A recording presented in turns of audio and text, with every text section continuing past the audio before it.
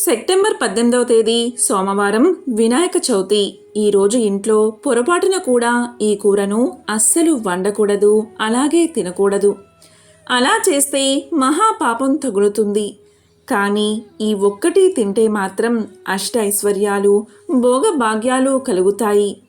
మరి ఎంతో పవిత్రమైన వినాయక చవితి రోజు ఏ కూర తినకూడదో, తప్పనిసరిగా తినవలసిన ఆ పదార్థమేంటో ఇప్పుడు ఈ వీడియోలో తెలుసుకుందాం.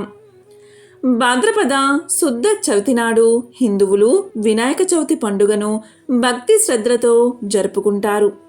పార్వతీ పరమేశ్వరుల పుత్రుడైన వినాయకుడి పుట్టినరోజునే వినాయక చవితి. ఈరోజు మహాశివుడు వినాయకుణ్ణి అందరి దేవతల్లో మిన్నగా ప్రకటించిన రోజు, గణాధిపత్యాన్ని ఇచ్చిన రోజు. వినాయకుడు జ్ఞానానికి, సంపత్తికి, అదృష్టానికి దేవతగా మరియు ప్రయాణాలు ప్రారంభించేటప్పుడు, కొత్త పనులు ప్రారంభించేటప్పుడు ఆయన్ని పూజించడం సర్వసాధారణం. వినాయకుడిని పూజించాకే ఏ దేవుణ్ణైనా దేవతనైనా పూజించాలి. ఎవరైతే వినాయకుడిని భక్తి శ్రద్ధలతో ఆరాధిస్తారో అలాంటి వారికి ఎటువంటి ఇబ్బందులు ఉండవు. అన్ని రకాల దోషాలు తొలగిపోతాయి. వినాయక చవితి రోజు తెల్లవారుజామునే లేచి కాలకృత్యాలు తీర్చుకుని తలస్నానం చేసి గుమ్మానికి గడపలకు పసుపు రాసి కుంకుమ బొట్లు పెట్టుకోవాలి. మామిడి తోరణాలు కట్టాలి. పూజా మండపాన్ని అలంకరణ చేసి పూజా సామాగ్రి అంతా ఏర్పాటు చేసుకోవాలి. ముఖ్యంగా పాలవెల్లిని కలువ పూలతో, జిల్లేడు పూలతో అలంకరణ చెయ్యాలి. ఎవరైతే వినాయక చవితి రోజు మట్టి విగ్రహంతో వినాయకుడిని తయారు చేసి పూజిస్తారో అలాంటి వారి ఇంట్లో సకల శుభాలు కలిగేలా, అష్ట ఐశ్వర్యాలు కలిగేలా విఘ్నేశ్వరుడు దీవిస్తాడు. ఈరోజు పూజా సమయంలో చేతికి పువ్వులు, ఆకులతో కట్టిన పసుపు దారాన్ని తోరంగా ధరించాలి. నుదుటికి కుంకుమ, విభూది పెట్టుకోవాలి. పూజ కోసం గంధం, కర్పూరం, చామంతి పువ్వులు, వెలగపళ్ళు మరియు 21 రకాల ఆకులతో పత్రి, అగరవత్తులు, పళ్ళు, కొబ్బరికాయలు, పంచామృతం, కుడుములు, ఉండ్రాళ్ళు, గారెలు, బూరెలు, ఆకులు, వక్కలు అన్నీ సిద్ధం చేసుకోవాలి. ఈ విధంగా షోడశోపచార విధానంతో స్వామిని పూజించాలి. మరి ఎంతో విశేషమైన వినాయక చవితి రోజు ఏ కూరను తినకూడదు అంటే మాంసాహారాన్ని అస్సలు తినకూడదు. దాని జోలికి కూడా వెళ్ళకూడదు. ఇంట్లో ఆడవారు అస్సలు వండకూడదు.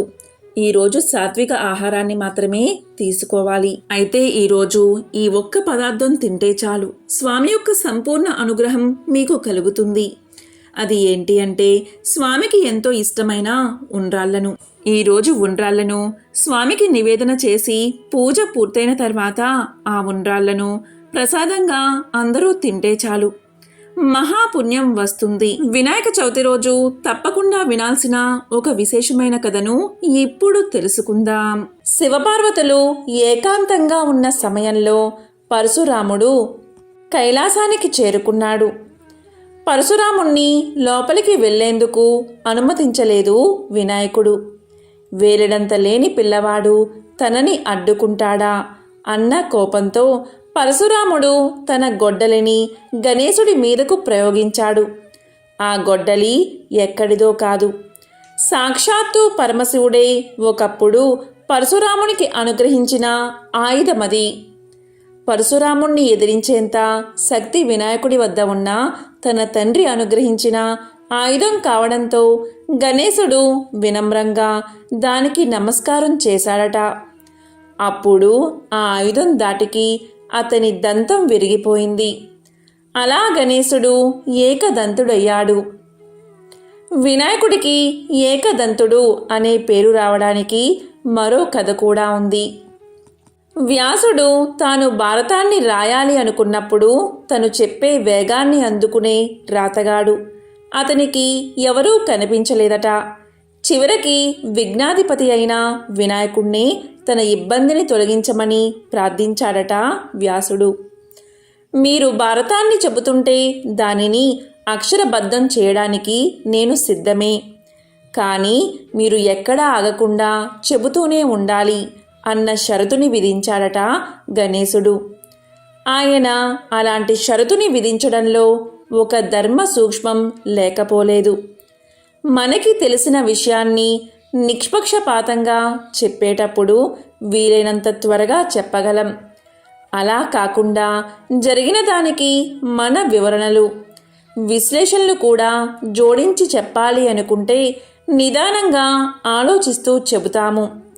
అందుకనే టకటకా భారతాన్ని చెప్పమన్నాడు వినాయకుడు. మరి వ్యాసుడు తక్కువవాడా? నేను ఆసువుగా భారతాన్ని చెబుతాను సరే, నువ్వు దానిని అర్థం చేసుకుంటూ రాయాలి సుమా అన్న షరతుని వ్యాసుడు విధించాడు.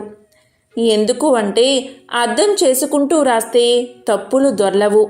దానివల్ల రాసేవారికి దీర్ఘకాలిక జ్ఞానము లభిస్తుంది.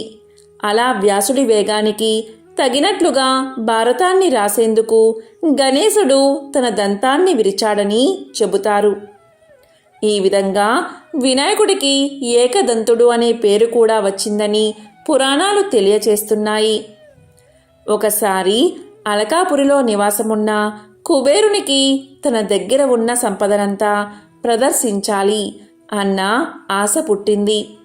అందుకోసం కుబేరుడు భారీగా ఒక విందుని ఏర్పాటు చేశాడు. కుబేరుడు ముందుగా శివుని దగ్గరకు వెళ్ళి విందుకి రమ్మని ఆహ్వానించాడు. కుబేరుడిలో మొలకెత్తిన గర్వాన్ని గమనించాడు శివుడు. దానిని అణచేందుకు తన కుమారుడైన గణేశుడే తగినవాడు అనుకున్నాడు.